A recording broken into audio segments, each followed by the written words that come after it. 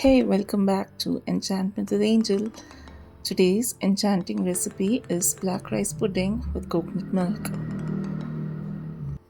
For this recipe, you will be needing black rice, wash it well, and drain it.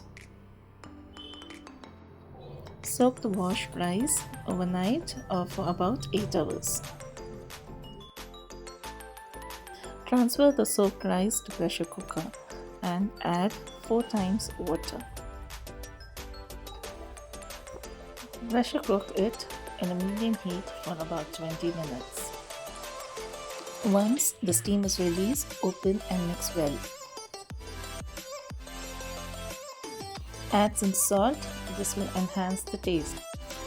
For sweetness, you can add jaggery or sugar according to your taste.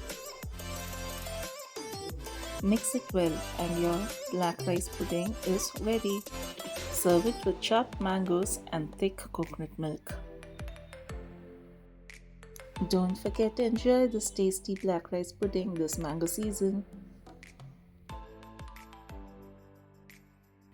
Thanks for watching. See you next week. Happy cooking!